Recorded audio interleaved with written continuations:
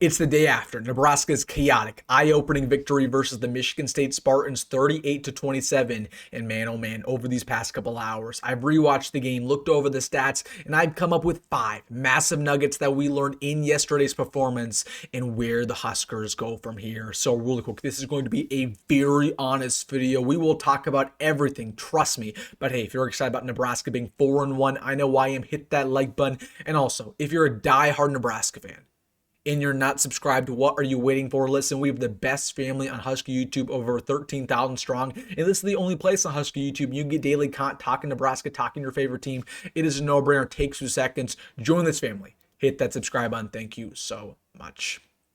But without further ado, we have a lot to talk about. This is going to be a very honest video, going over the good, the bad, what we need to improve, how significant this win truly was. But I want to get things started on a positive note because there were a lot of positives from yesterday alongside negatives. Again, we'll talk about everything.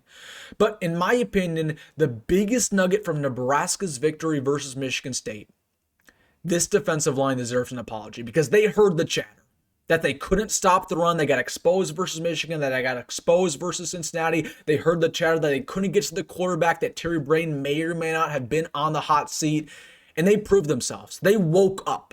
You got to start off with the run stopping because that was the huge concern going into this week, going into the rest of the season. They had a horrific performance versus Michigan. They gave up multiple big-time runs. Really, the only reason the Wolverines won is because they ran all over us. We couldn't stop the run versus Cincinnati. We struggled even a little bit versus Akron. So it came to many surprise when we played Michigan State yesterday, and Mekhi Frazier, their starting running back, only had 3 yards of carry. That's because our defensive line was swarming to the football. We had 12 TFLs on the day. Their offensive line couldn't create any holes for him. And yes, Aiden Childs, he had his moments with his legs. We'll talk about that later down the line in the video. But besides that, our defensive line, it was locked down in the running game. They did a really good job again, plugging the holes, getting to the running back, getting to the quarterback. That was a huge development. But let's talk about getting the quarterback because, in my opinion, that was the bigger surprise. I told you guys all offseason long, all fall long, this defense will be defined on how well they can get to the quarterback. And we have not seen that at all this year. They struggled against Michigan. They definitely struggled versus Cincinnati. Had 0 sacks versus the Bearcats. They had 4 yesterday versus the Spartans. Again, 12 TFLs. Williams Nwaneri had multiple big-time plays. He had 1.5 sacks. Cameron Lenhard got his first full sack since he was a true freshman 2 years ago. He's finally off the milk carton. And even Elijah Jeudy, who heard all the concerns, all the criticism, he had a big day, was in on multiple big-time stops. So, again, this defensive line looked improved pretty much by every single player. The only guy who I think didn't have the best performance was Riley Van Poppel. Again, we've talked about him at lengths and nauseum. I don't get it with Riley Van Poppel. Again, he's a very, very talented player, but for whatever reason on Saturdays, we just haven't seen it. But other than that, again, Elijah Jeudy very much improved. Cameron Lenhard, Keona Davis had a good day. Even Gabe Moore, Jalen George, Cade Petchak gave us some really good snaps. So the defensive line in general stopped the run, got to the quarterback. Granted, this is all with a grain of salt. We went up against one of the worst offensive lines in the Big Ten yesterday. Michigan State, when it's all said and done, they're not a very good team. They're only going to win probably 4 or 5 games, but it was a step in the right direction. In order to be the defensive line that we think they could be, you got to beat up these teams like Michigan State. So, again, it's a step in the right direction. We're not satisfied. More work needs to be done, but kudos to Terry Brain and John Butler because they had a heck of a game plan. But we have a tough test next week versus Maryland. All right, let's strip the Bayonet off. We need to have an honest conversation around this Nebraska offensive line because yesterday was horrific. Let's start off with the obvious. We gave up 5 sacks on the day. Dylan Raiola was pressured on 80% of his dropbacks, and granted, this was against one of the worst defensive lines in the Big Ten. Going into yesterday, Michigan State had only 6 sacks on the season. They doubled their sack total in one Saturday. And it wasn't any better in the run game. We couldn't create any holes for Emmett Johnson. He broke a couple ones, but other than that, again, he was pretty much stuffed. It was unbelievable. And I want to start things off with Elijah Pritchett. The experiment needs to end, particularly with him at left tackle. He had 2 sacks given up, multiple big-time pressures. He had 2 false starts. Why are we trying to force Elijah Pritchett in the ballgame? Why are we trying to put him at left tackle? We even try him at right. Again, he can be a productive right tackle. We saw that at Alabama. We saw that in high school. But it's clear he isn't a left. And it's clear he's not a starter either way around. Okay? He is talented, but he has never lived up to his 5-star potential ever. I understand Nebraska. We paid him $1 million. I told you guys this is going to happen, that he's going to have a very long leash, because when Nebraska gives him that amount of money, they're going to try to prove that they were right. Elijah Pritchett hasn't proved anything. He had a really bad game versus Michigan, really bad game versus Cincinnati. The false starts aren't going away. They aren't getting any better, but he has no technique in the pass pro. He gets dominated almost every single snap. He almost gave up 3 sacks in a row if it weren't for Dylan Raiola bobbling the snap. So I'm not completely giving up on Elijah Pritchett. I want him to succeed, but we cannot put him at left tackle anymore. Yeah, he's got to be our swing tackle off the bench, primarily at right tackle. But again, we can't keep forcing him at left, because it was an all-time bad performance yesterday versus Michigan State. And again, Michigan State does not have a good defensive line at all. Now, what makes the offensive line issue worse is we don't really have any other pieces who can replace Elijah. Gunnar Gatula had a really bad day. He gave up a crucial sack. Rocco Spindler had a horrific performance in the run game. Even Justin Evans gave up a sack as well. So it's not like we have other starters who can fill up the gaps. It's not like we even have depth pieces who are that good either. Teddy Prohaska, even if you were to replace Elijah Pritchett, he's not an upgrade. Turner Corcoran certainly doesn't upgrade. Neither is Tyler Knack. So again, we don't have depth, we don't have talent, and we just don't have production. So that brings us to the question that everybody wants the answer to. What do we do with Donovan Raiola? Because this is year 4 with him in Lincoln. This cannot continue. This was against Michigan State. You were supposed to dominate the battle of the trenches, and yet you got exposed. It's clear this unit isn't improving. We have the talent. All these guys are 4-star, 5-star names, but there's a difference between talent and production. We have the talent, but in order to take talent and actually have it produce, you need coaching. And we don't have that coaching right now. So rightfully so, a lot of people are calling for Donovan Raiola's head. They want him to be fired. I want to make this very clear to you. It's unimportant whether or not Donnie's actually going to get fired and whether or not he should or not. He won't. Okay, I'm sorry if you think that Donnie's going to get fired this week, or you think he's going to get fired going into the bye week. It's never going to happen. Donovan Raiola will be on this coaching staff as long as Dylan is here. Okay, because it's personal. It's a family connection. And whether we like it or not, the Raiola deep state kind of has this football team, in its grasp. If Donovan Raiola would get fired, Dylan would enter the portal immediately, because that's personal, right? You don't take his uncle out of the equation. He probably would have never came to Nebraska if it weren't for his uncle. And it also should be mentioned that Matt Rhule doesn't fire coaches. We had the worst special teams coordinator in America last year, along with the worst offensive coordinator last year. Neither of those coaches were fired. Marcus Satterfield is still on the coaching staff. Ed Foley is still on the coaching staff. Yes, they got demoted. They're in diminished roles, but they're still here. Matt Rhule has never fired a coach since he got to Nebraska. Even Gary McGuire, who left, who was one of the worst wide receiver coaches in the country, he got demoted, and he purposely left to go to Texas Tech. Matt Rhule has not fired anybody. So whether we like it or not, Donnie's staying for the long haul, as long as Dylan's here, unless you think that Dylan should leave. So again, it's frustrating with his offensive line. It's clear Elijah Pritchett shouldn't start anymore. Again, I feel good about the interior. Again, I thought Henry Tufsky played well. Justin Evans, while he gave him a sack, he was fine. Rocco, again, it's frustrating, but he'll bounce back. But the tackle issue is definitely real. And I don't think we have any answers there, because we just don't have the horses. We have the talent, but we don't have the coaching. We definitely don't have the production. Third storyline from yesterday. Let's talk about the rest of the offense. Yes, the offensive line wasn't very good, but let's talk about the rest of the offense, because I told you guys all week long, yes, it was important for Nebraska to get this victory. This would be arguably the most important game on the Husker schedule, not because Michigan State's this great of a team. They're not even close. They're no Michigan, they're no Penn State, they're no Iowa. But the reason why this game was so important is because it determines whether or not the Huskers bounce back, and whether or not we can get on a roll, because October is a very important month. So it wasn't just about winning, but it was about dominating. My question to you is whether or not our offense actually dominated. I mean, let's just start things off with Dylan Raiola. It's safe to say he did not have a good game. Dare I say he did have a bad game. Okay, I'm going to be nitpicky. I've told you guys what I'm going to do with Dylan. I think he could be a top 10 quarterback, top 5 quarterback, so I'm always trying to find ways he can improve. He has a lot to improve after this week. He only had 200 passing yards, 100 of which came on screen passes. He had 1 touchdown, 1 interception, which was very much avoidable. He was just trying to force things in there. He had a QBR of 19, which is one of the worst grades in the country this past week. There were so many issues. And I understand the win was problematic. It was going right with him or it was going right against him, but it shouldn't have impacted his performance to that degree. The best quarterbacks adjust. Okay, you can't just say, oh, the wind's blowing a certain direction, we're going to start running the football constantly, we're going to take Dylan's arm out of the equation. That shouldn't happen. The best quarterbacks find ways to make passes regardless, whether it's snow, rain, hail, wind, doesn't matter. Okay, it's clear that wind impacted Dylan a lot too much, but it wasn't just the wind. It was just his decision making. There were 3 things that really I was frustrated with when it comes to Dylan. Number 1, he's holding on the football way too long. The pocket presence has not been very good. Yes, the offensive line didn't do him any favors. He was pressured on the majority of his dropbacks, but there are just times where Dylan's trying to force something to happen, right? He'll step up in the pocket. Clearly nothing's there. Clearly no receivers are open. Could he throw it away? Nope. He forces something in there. He throws a bad ball or he just takes a sack. You got to throw the football away. You know, there's these lackadaisical throws where, again, he has no technique. He doesn't use his lower body. He did these little underarm throws, right? We don't need to do all that. You don't need to be fancy. Throw the ball away. Bullet that ball in there. You don't need to just loft it in there like he always has. It's lackadaisical.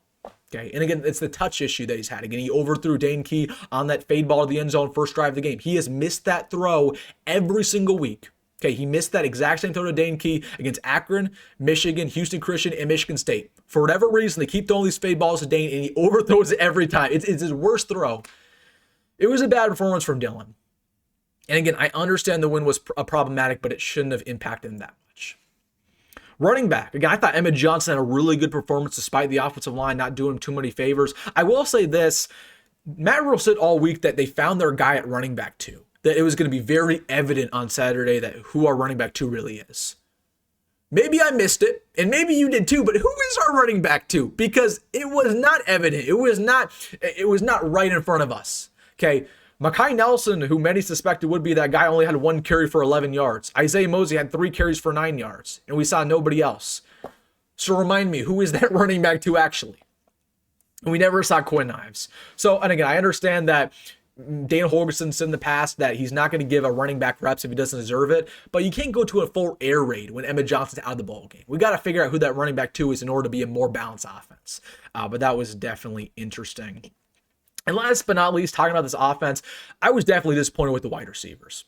No question about it. Okay, it wasn't only Dylan's fault, wasn't only his offensive line's fault. These receivers weren't getting open. I mean, Dane had the ultimate milk carton game. 0 catches, 0 yards, 0 production. There were times where they literally benched Dane. They put in a Cortez Mills, they put in a Quinn Clark because he just wasn't getting open at all versus man coverage.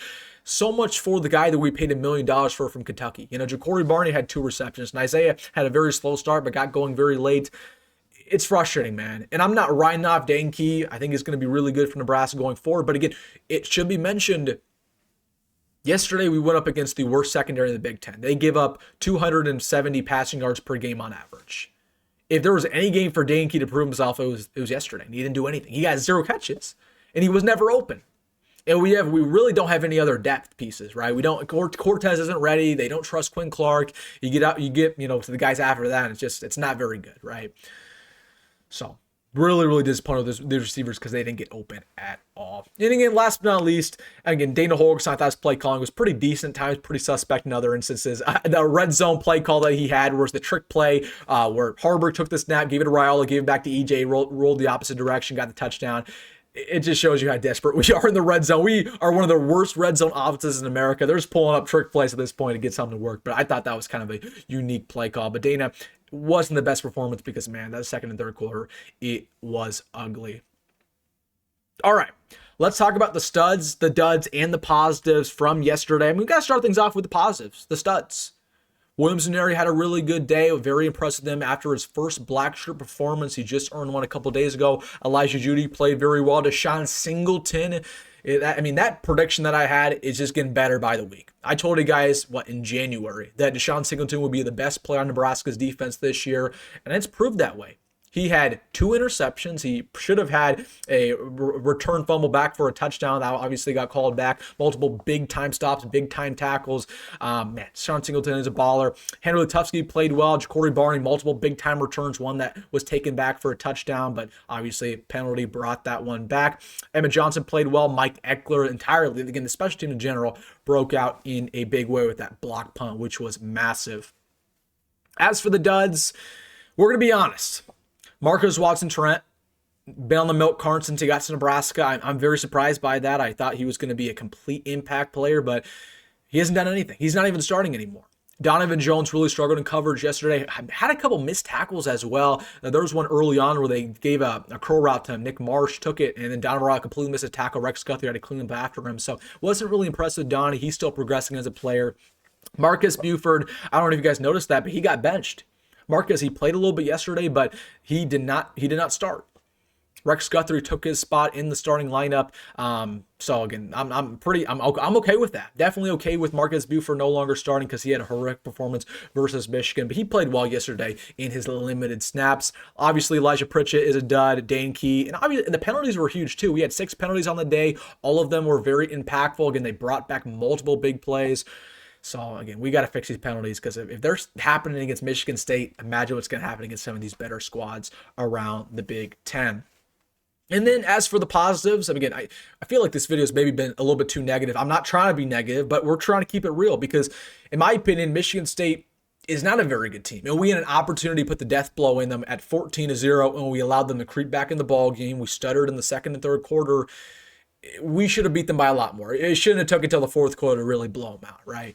But there were still a lot of positives. Number one, the secondary is still number one in America. They gave up around 80 passing yards. They're still going to be the number one ranked unit in the country. We showed resilience. Obviously, we got punched in the gut a couple times. We kept coming back. Teams in the past, whether it's the Scott Frost, Matt Rule, we would have not got this victory. We obviously had that blocked punt, which was huge. Our first special teams touchdown since 2023 with Quinten Newsome versus Purdue.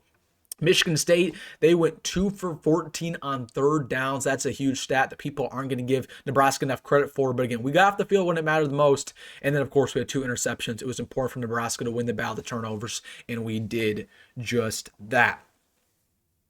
All right, let's be honest. Where do we go from here? Because it wasn't pretty. It was very sloppy, but a win is a win is a win. And as I always tell you guys, we're never going to apologize for getting a victory in the Big Ten because it's hard every single week. Any given Saturday, anything could happen. We saw, of course, UCLA beat Penn State. We saw Florida upset Texas. We saw some crazy upsets yesterday. Nebraska, we could have got upset. We could have fell victim to all that, and we didn't. So kudos to this team showing resilience. But we are far from a perfect team. I still believe Nebraska can win 9 games. I have not wavered with that prediction. Other content creators, other Nebraska influencers, they started off thinking 9 wins. Now they're thinking 7. Now they're thinking 6. No. Okay. We're going to be very honest with this channel. I still believe 9.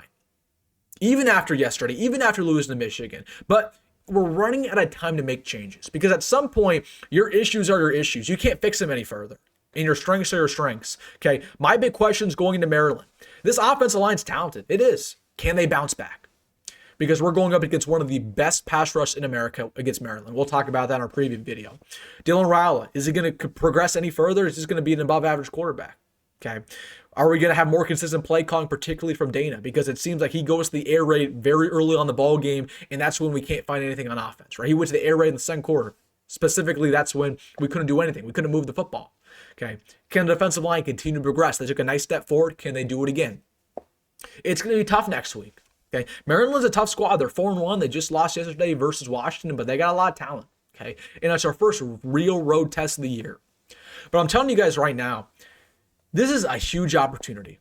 Huge opportunity. We know what we need to work on, and we're improving in a lot of aspects. All it takes is to go 3-0 these next 3 games. All of them are very doable.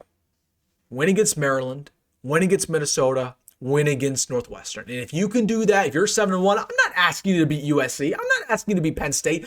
I'm just asking you to go 7-1.